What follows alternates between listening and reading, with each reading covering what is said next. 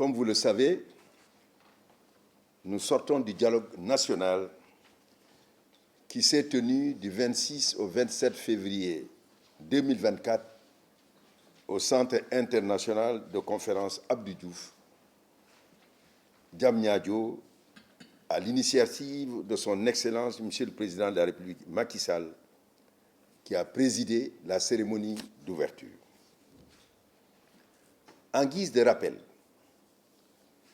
par décision numéro 2, E 2024, du 20 janvier 2024, le Conseil constitutionnel avait proclamé la liste définitive des 4 candidats admis à se présenter à l'élection présidentielle du 25 février 2024.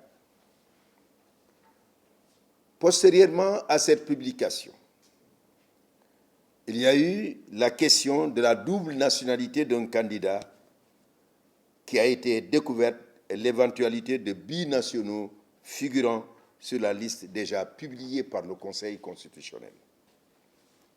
C'est ainsi que par lettre reçue au greffe du Conseil constitutionnel le 20 février 2024, le candidat en question a retiré sa candidature à l'élection présidentielle. Dans sa décision numéro 4/E 2024 du 20 février 2024, le Conseil constitutionnel lui a donné acte du retrait de sa candidature avant de procéder à la modification de la liste des candidats admis à se présenter à l'élection présidentielle. Par ailleurs, il existe des candidats qui contestent les méthodes de contrôle de parrainage au niveau du Conseil constitutionnel. Ils estiment que le processus électoral de l'élection présidentielle du 25 février 2024 est émaillé d'incidents de contestation suite à l'élimination et à la validation de plusieurs candidats. Des dysfonctionnements graves et récurrents, dont les effets sont toujours en cours, ont aussi été relevés. Selon eux, le contrôle du parrainage a permis de noter des manquements graves liés au fichier général des électeurs et aux défaillances techniques du logiciel de contrôle des parrainages, lesquels doivent être définitivement purgés. Le Conseil constitutionnel a également constaté l'impossibilité d'organiser l'élection présidentielle à la date initialement prévue du 25 février 2024, la seule date constitutionnelle qui restait. Dès lors, il a invité les autorités compétentes à la tenir dans les meilleurs délais. Par conséquent, la détermination d'une date consensuelle dans le cadre d'un dialogue national était devenue essentielle. Or, entre le 26 février prévu pour le démarrage des travaux du dialogue et le 2 avril 2024, correspondant à la fin du mandat du président de la République, il ne restait plus que 35 jours. Le dialogue avait pour objectif de prendre en compte les thèses défendues par les différents acteurs, les forces vives de la nation, et tenir l'élection avant le 2 avril 2024 avec la liste des candidats admis et réexaminer éventuellement les dossiers de candidature déclarés irrecevables ou aller à l'élection uniquement avec les 19 candidats retenus par le Conseil constitutionnel. Ce débat a été animé par les différents acteurs que je viens de vous énumérer et qui ont pu donner leurs différents points de vue sur ces questions majeures. À propos des questions majeures, deux thèmes principaux ont été retenus. C'est de savoir, après l'établissement de deux commissions, il leur a été demandé de répondre à ces questions. La première question, c'était de déterminer une date d'élection. Et à la suite de cette détermination de la date de l'élection présidentielle, définir les conditions de participation à cette élection. La deuxième question, qui a été examinée par une autre commission qui a été présidée par le ministre des Affaires étrangères, Ismaïla Madior Fall, il s'agissait pour cette commission de réfléchir sur l'après 2 avril 2024, date du départ du président de la République. Je voudrais, sur ce point bien précis, revenir sur un point très important. Le président de la République, Macky Sall, a affirmé d'une façon claire et nette que son mandat à la tête de l'État du Sénégal s'est terminé le 2 avril 2024. Et il l'a dit de façon formelle et répétée à travers le temps. Si vous vous rappelez, le président de la République, Macky Sall, a eu à dire, et ça, c'est un rappel qui est très important. Je tiens à le souligner à mes compatriotes que cette fin de mandat est définitive à mon endroit. D'ailleurs, en 2016, j'ai saisi le Conseil constitutionnel pour ramener mon mandat de 7 ans à 2 ans, à 5 ans. Ce qui fait que 2 ans, il aurait mis à la disposition du peuple sénégalais, parce qu'il s'agit de 2 ans qu'il n'allait pas utiliser dans le cadre de son mandat. Le Conseil constitutionnel a répondu en disant que vous ne pouvez ni diminuer ni augmenter votre mandat. Votre mandat est hors de portée de réforme. Cette volonté de respecter la Constitution et les décisions du Conseil constitutionnel a été réaffirmée lors de l'élection présidentielle de 2019. Dans un ouvrage qu'il a écrit, Le Sénégal au cœur, il a affirmé de façon claire et nette qu'il venait auprès des Sénégalais pour susciter son dernier mandat s'il était élu. Il faut rappeler également qu'au moment où il y avait un débat qui agitait la classe politique sénégalaise, qu'il a été amené le 3 juillet à dire à ses compatriotes qu'il ne se présentait pas à l'élection présidentielle du 25 février 2024. Toujours dans l'affirmation de sa volonté de ne pas aller au-delà du 2 avril 2024, fin de son mandat, il a eu à dire aussi le 3 février, de façon solennelle, que c'était précisément la confirmation de tout ce qu'il avait toujours dit. Le rappel de toutes ces décisions d'un homme d'État aux qualités exceptionnelles, c'est pour rappeler qu'il a un code d'honneur, une parole d'honneur provenant d'un homme d'honneur.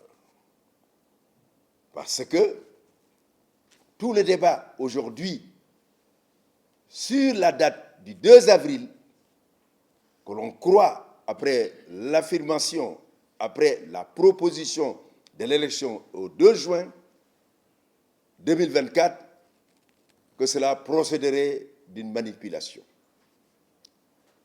Si l'on a eu à proposer à diminuer son propre mandat, faudrait-il pour 2 mois se laisser entendre dire que l'on voudrait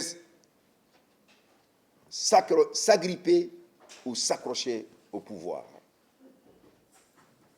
C'est une allégation injuste et qui ne correspond nullement à la volonté affirmée et répétée du président de la République, Macky Sall.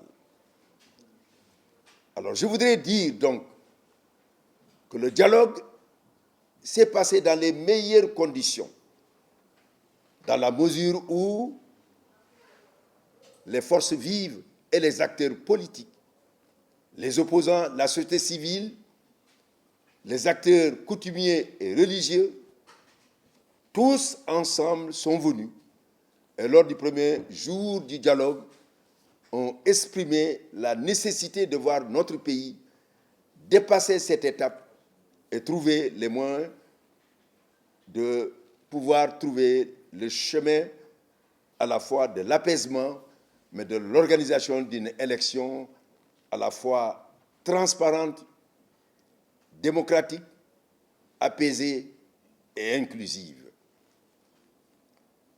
C'est à la suite de ce débat, parce qu'il faut rappeler exactement, quand il a été demandé au président de la République, Macky Sall, d'organiser dans les meilleurs délais, qu'il voulait s'assurer, avant de prendre un décret, parce que c'est à lui de prendre un décret, convoquant le corps électoral, cela résultant à la fois de la loi électorale, du code électoral et de la Constitution. Il a estimé qu'il était nécessaire, au regard des crispations qu'il y avait, d'organiser un dialogue, parce que c'est un homme de dialogue, pour trouver les meilleures solutions, les meilleures réponses aux problèmes qui agitent actuellement la classe politique et la société sénégalaise. Faudrait-il rappeler, comme Houphouët-Boigny le disait, que le dialogue est l'arme des forts et que c'est un courage d'aller toujours vers les autres pour dire « venons nous concilier, venons nous réconcilier, venons trouver les bonnes réponses aux divergences qui sont face à nous pour pouvoir les enjamber et trouver des consensus dynamiques et forts pour aller de l'avant et ainsi trouver pour notre pays les chemins de la paix, de la prospérité et de l'émergence. Ainsi, le dialogue qui s'est poursuivi le 27 a pu déboucher sur 2 points essentiels que je vais vous résumer. Pour la méthodologie, il a été arrêté qu'il y ait 2 commissions.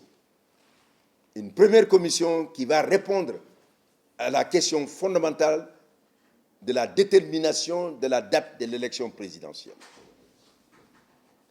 Ensuite, une deuxième commission, comme j'ai eu à vous le dire tout à l'heure, une deuxième commission qui va réfléchir sur ce qui adviendra après le 2 avril, c'est-à-dire à la fin du mandat du président de la République, Macky Sall.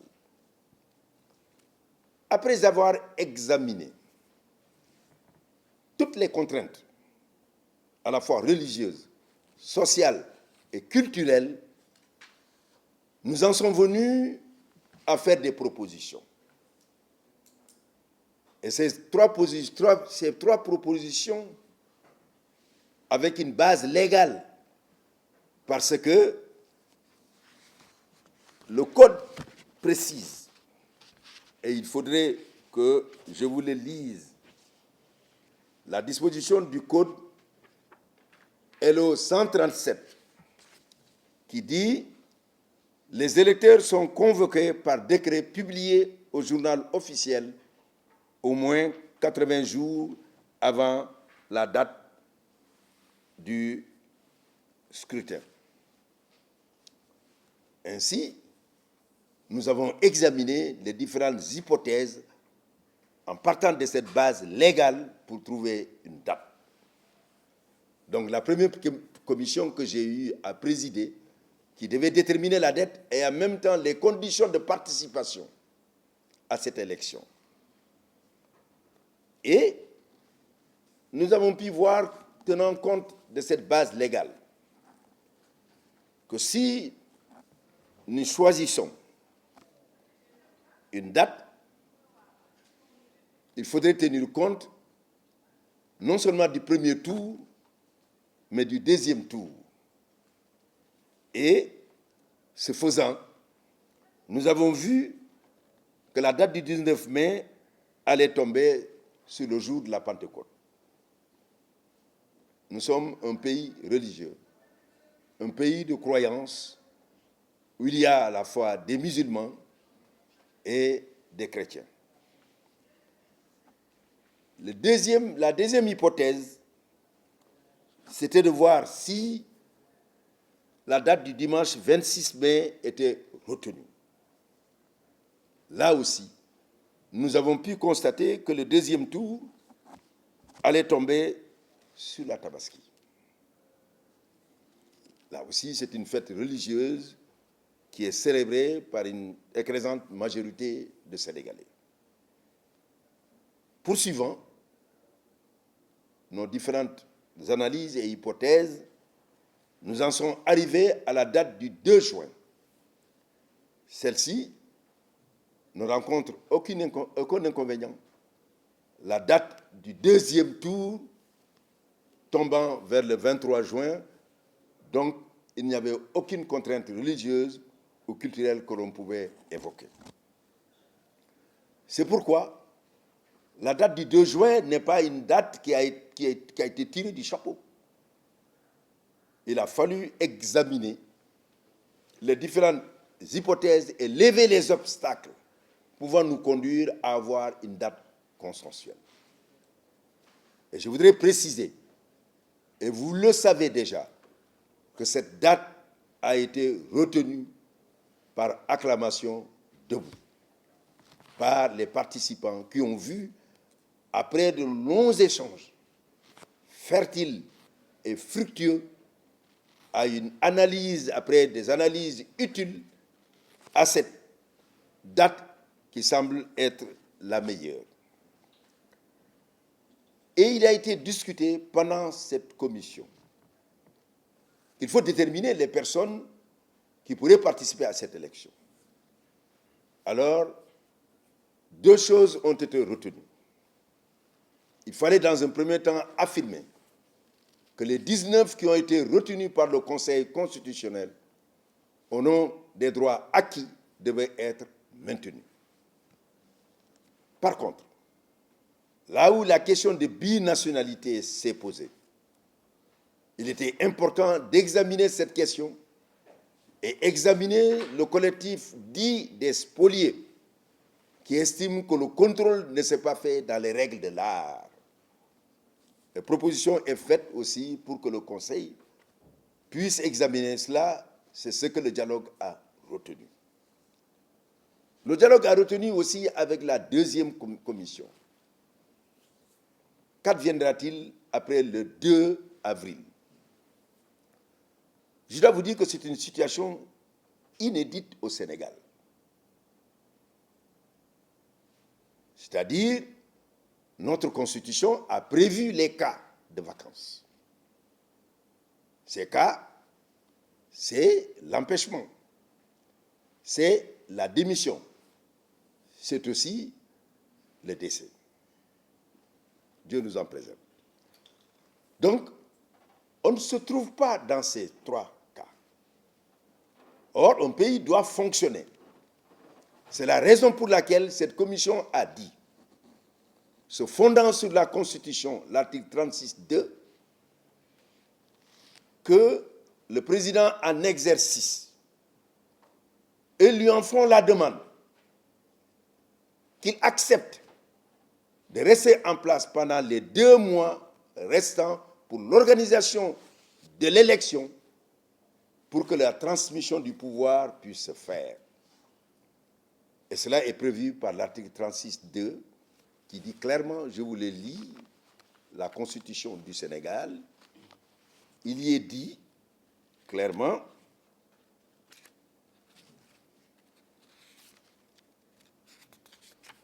le président de la République en exercice reste en fonction jusqu'à l'installation de son successeur. Se fondant sur cette disposition, le dialogue recommande que le président de la République, Macky Sall, reste en fonction jusqu'à la fin du processus électoral, jusqu'à la fin de l'élection présidentielle, soit à 1 tour, soit à 2 tours, tel que le prévoit notre Constitution. Voilà la quintessence des débats que nous avons eus. Et je voudrais vous dire qu'un rapport a été fait par la Direction générale des élections, dont le directeur est ici présent. Et ce rapport va être remis le lundi 4 mars au président de la République, Macky Sall, et qui officiellement prendra connaissance des résultats et des recommandations et des conclusions de la commission. Et il faudrait préciser que, pour le moment, toutes ces propositions dont on parle sont des propositions du dialogue. Ce ne sont pas les propositions du président de la République Macky Sall, ce sont les propositions du dialogue. J'ai pris le temps nécessaire de vous expliquer la crise, son évolution, les décisions du Conseil constitutionnel, les recommandations du dialogue. Je m'apprête à répondre à vos questions maintenant. Je pense que la fixation, vous-même, vous venez de montrer que la fixation d'une date d'élection n'est pas facile. C'est parce que le président ne voulait pas prendre lui-même dans son bureau une décision solitaire qu'il a estimé qu'il va appeler les Sénégalais, notamment les forces vives, les forces politiques, les acteurs politiques, pour discuter ensemble et dégager ensemble aussi une date consensuelle. Vous vous rendez compte de cette période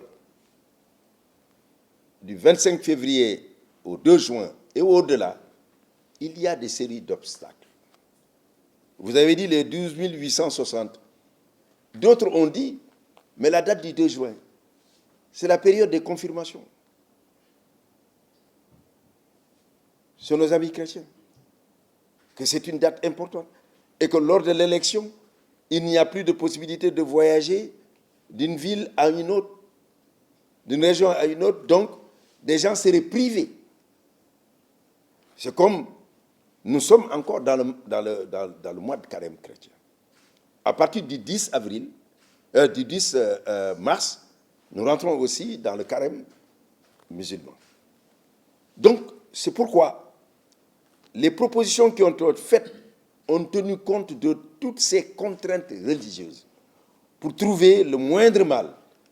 Sinon, nous allons rentrer aussi dans l'hivernage. Il va commencer au mois de juin dans le sud-est. S'il faut aller, non plus le 2, le 9, le 16 ou le 30 juin ou au mois de juillet, ce sont ces contraintes. Donc le dialogue a estimé que c'est peut-être la date la plus proche possible de ce que le Conseil constitutionnel a dit et que c'est cette date-là qui va être proposée au président de la République. Ce n'est pas encore une date arrêtée. Officiellement, le président sera saisi lorsque nous lui remettrons le rapport en lui disant que le dialogue national a défini cette date comme étant la date qui pourrait être la plus proche, donc, de ce que le Conseil constitutionnel a dit. Et quand on a dit meilleur délai, évidemment, il y en a qui ont posé la question. Meilleur délai, est-ce que c'est délai raisonnable? Est-ce que c'est au plus vite ou tout simplement bref délai? Le français est riche. Mais quoi qu'il en soit, s'il faut être dans les dispositions de trouver les dates les plus utiles qui puissent nous permettre de franchir cette étape-là, alors oui, c'est celle-là qui semble être la bonne, jusqu'à ce que le président estime que c'est peut-être la bonne date, mais il a pris la précaution, parce que vous avez dit que hier, au Conseil constitutionnel, au Conseil des ministres, le débat a été posé. Et le président a dit que c'est le Conseil constitutionnel qui va trancher, en dernière instance. Bien qu'il ait organisé ce débat, bien qu'il ait organisé ce dialogue national, il va lui aussi soumettre les conclusions de ce dialogue au Conseil constitutionnel qui prendra une décision définitive. Ça aussi, il faudrait qu'on s'entende sur ça. Il y a un processus. Et ce processus-là arrivera à son terme lorsque le Conseil constitutionnel déterminera une date qui sera la date qui va s'imposer à nous tous, en rappelant que les décisions du Conseil constitutionnel, c'est insusceptible de voie de recours, ce sont des décisions définitives. Vous avez posé une autre question. Qu'adviendra-t-il après le 2 avril? Vous savez, nous sommes dans une situation inédite de deux façons. Les autres élections, et il y en a eu beaucoup au Sénégal, depuis 5 ans. Mais celles qui ont frappé l'esprit des Sénégalais, c'est celle de 2000 où nous avons connu l'alternance. Encore qu'il y a eu plusieurs formes d'alternance sans qu'il y ait changement de régime. C'est en 2000 qu'il y a eu un changement de régime. Un régime de 40 ans à 50 ans a laissé la place à un nouveau régime. Le président en exercice, à l'époque, était le président Abdou Diouf. Il a été battu aux élections et il a démocratiquement laissé le pouvoir au président Abdoulaye Wade. Ce qu'il avait fait à l'époque était chose rare en Afrique, parce qu'il n'a pas attendu le résultat des élections, de l'élection, et il a appelé le lendemain tôt le président Abdoulaye Wade pour le féliciter. Il faut rappeler que lors de l'élection présidentielle de 2012, le président Abdoulaye Wade, qui avait en face le président Macky Sall, a fait encore un acte qui nous a fait faire un palier à notre démocratie. Le même soir, il a appelé le président Macky Sall pour le féliciter. Mais nous n'aurons pas ce cas de figure parce que les candidats actuels ne sont pas des présidents de la République. Aucun. Le président Macky Sall lui-même n'étant pas candidat. Donc c'est pour ça que c'est un cas inédit. Deuxièmement, c'est un cas inédit parce que les cas que je vous ai énumérés, qui résultent de notre Constitution, et ces cas-là, on ne se trouve pas dans ces cas.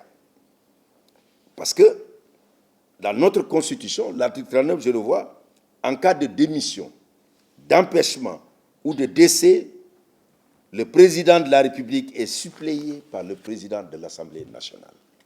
C'est ce que dit la Constitution. Mais on n'est pas dans ces trois cas. C'est un chef d'État qui arrive pour la première fois à la fin de son mandat, qui décide, et de façon claire et nette, qu'il ne poursuivra pas et que sa mission s'arrête le 2. Alors, que va-t-il se passer? Est-ce qu'il faut considérer ça comme un cas de vacances de pouvoir? Cette question n'avait pas été tranchée au Sénégal. C'est pourquoi nous sommes dans des positions qui ne sont pas faciles. Les enjeux sont énormes. nous devons veiller à ce qui se passe actuellement dans notre pays. Dans ce cas, c'est le Conseil constitutionnel qui va trancher, de deux façons.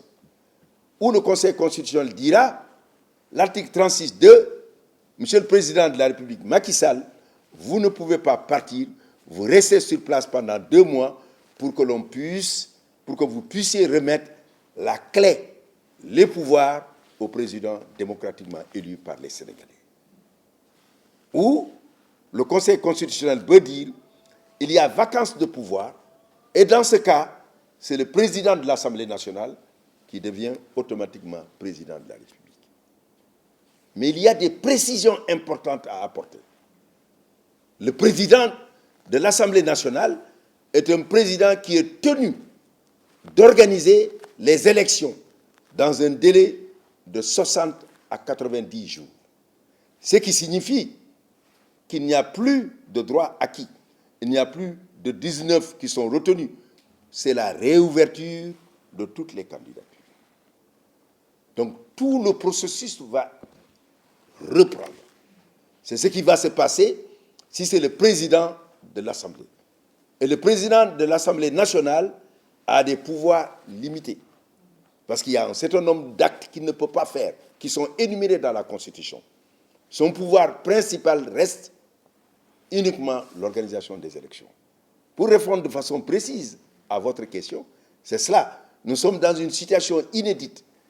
Mais il faut se rappeler que la fonction du président du Conseil constitutionnel et de ses membres, ils sont 7, considérés comme les sages, qui doivent réfléchir pour trouver les meilleures solutions qui peuvent empêcher le chaos pour le Sénégal. Parce que l'organisation des élections n'est pas quelque chose de facile. Et il faudrait le faire dans les règles de l'art.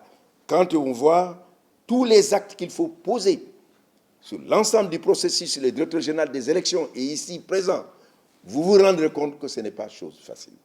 Donc pour vous répondre, c'est ce que je peux donner comme réponse aux 2 questions que vous avez eu à porter, particulièrement.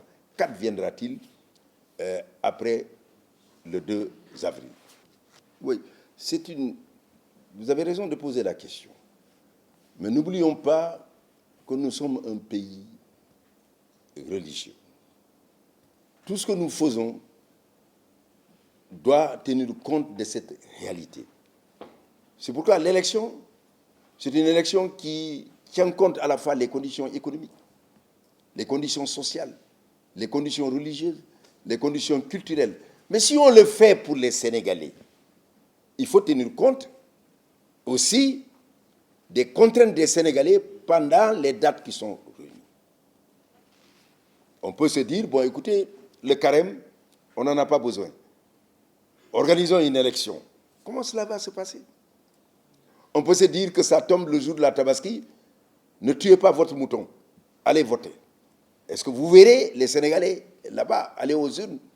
On dit c'est la Pentecôte. Ah non, non, non, non, ne vous occupez pas de cela, allez plutôt voter. C'est des questions qui sont là. Diriger, c'est prévoir. Et il faudrait faire en somme que ce qui se dit puisse correspondre et choisir toujours la date où il y a le moins de contraintes. L'idéal n'est peut-être pas possible dans ce monde, mais on se contente toujours de ce qui peut être possible dans l'idéal.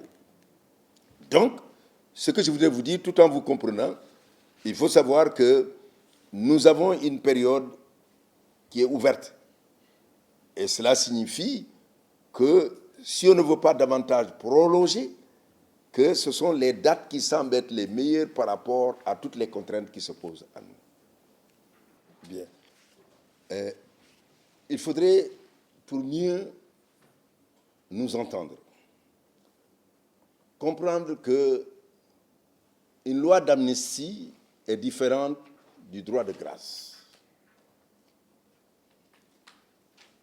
Le Conseil des ministres a adopté hier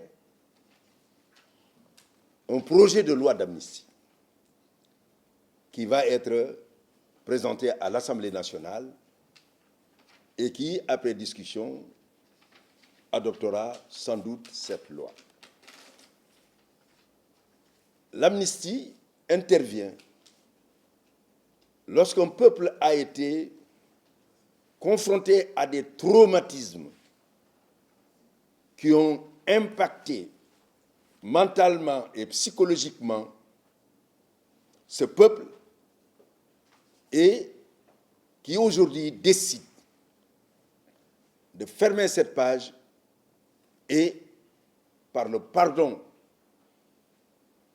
parlementaire, de rouvrir une nouvelle page de l'histoire du pays. Donc le président de la République n'amnistie pas. Ce pouvoir appartient à l'Assemblée nationale. Le président de la République ne peut que transmettre le projet. Et ce sont les députés qui prennent cette décision. Et il faudrait préciser que ce n'est pas la première fois que l'on connaît une telle histoire au Sénégal. Il y a eu plusieurs lois d'amnistie, pas moins de 8 à 9, qui, selon les circonstances et les crises et tragédies que notre pays a eu à connaître, le président Senghor, le président Abdou Diouf, le président Wade, chacun d'eux a été amené à un moment à faire voter une loi d'amnistie.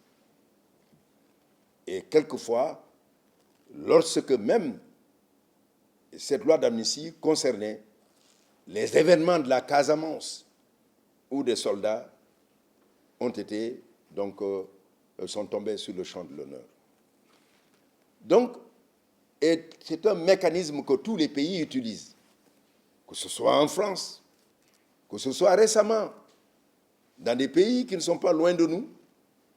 On a entendu ce qui a été pris et les motivations qui ont été à l'origine de la décision qui a été prise. Et particulièrement, nous avons vu, dans un pays qui n'est pas si loin du Sénégal, où les faits étaient des faits qui étaient d'une gravité telle que le peuple en question avait jugé nécessaire de prendre une décision pour oublier, pour effacer de la mémoire collective ce qui s'est passé. Je voudrais vous préciser, pour répondre à votre question, que l'amnistie n'amnistie pas des personnes, ce sont des faits. La grâce concerne des personnes. C'est le président de la République, parce que notre Constitution, il faut s'en référer à tout moment, dit dans l'article 47, le président de la République a le droit de faire grâce. C'est une clémence présidentielle. C'est une indulgence présidentielle. Il accorde son pardon à des gens qui, à un moment, ont eu un conflit avec la loi. Donc, il faudrait savoir que cette amnistie, ce projet de loi, va être au niveau de l'Assemblée nationale lorsque les débats seront en cours et qu'il en ressortira quelque chose, c'est-à-dire l'adoption de cette loi. Alors, les personnes qui sont concernées par les faits qui sont énumérés dans cette loi-là, ces personnes pourraient recouvrer la liberté. Ça concerne à la fois des personnes condamnées ou des personnes susceptibles d'être condamnées, parce qu'il s'agit de circonscrire une période bien précise. C'est là principalement ce qu'il faut entendre par amnistie et en même temps aussi amnistie et droit de grâce.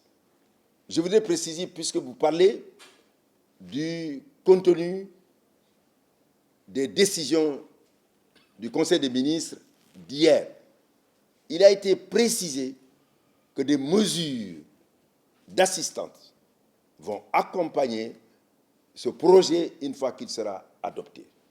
Cela participe à l'apaisement de l'espace politique pour que les Sénégalais puissent se consacrer vers d'autres objectifs, d'autres enjeux qui secouent cette société.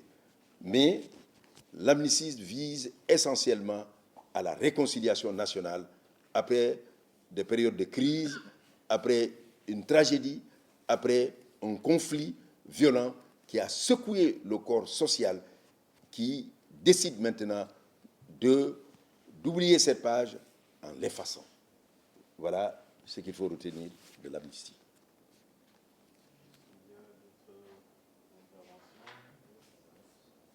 Retenir que dans toutes les démocraties vivantes,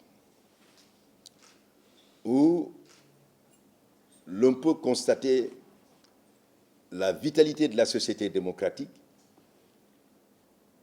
que l'on constate que c'est parce qu'il y a aussi une société civile active. Il faut retenir que la société civile est dans son droit, comme l'opposition, qui a le ministère de la parole qui s'oppose. La société civile doit avoir une posture de contre-pouvoir non institutionnel et non une posture de contre-pouvoir systématique. Contre-pouvoir, c'est-à-dire rappeler à la fois au pouvoir et en même temps aux acteurs politiques qu'il y a des règles consignées dans la Constitution qui constituent les règles de bienséance d'une démocratie. Ce rappel peut être utile aux uns et aux autres. C'est pourquoi les organisations de la société civile tirent leur action dans une décision que l'on ne considère pas une charte, mais une décision qui a été arrêtée par précisément les Nations Unies le 9 décembre 1998 à Paris, au Palais de Chaillot, et c'était Kofi Annan qui était le secrétaire général des Nations Unies. J'y étais. Il est rappelé aux organisations de la société civile le principe d'indépendance. Le principe d'objectivité, ce sont les éléments qui sont consignés. Donc, toute action visant au rappel des valeurs qui constituent celle d'une société cette action doit s'inscrire dans cette volonté-là.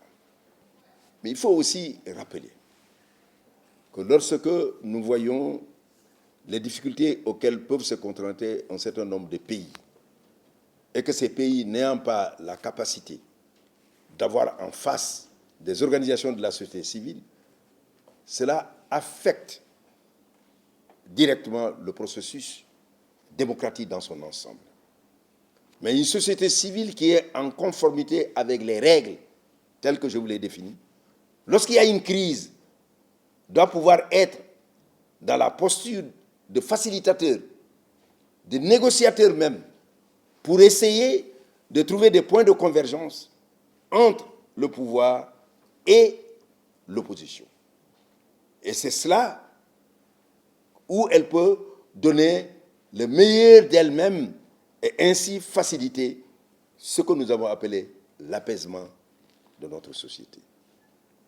Voilà ce que je peux en dire.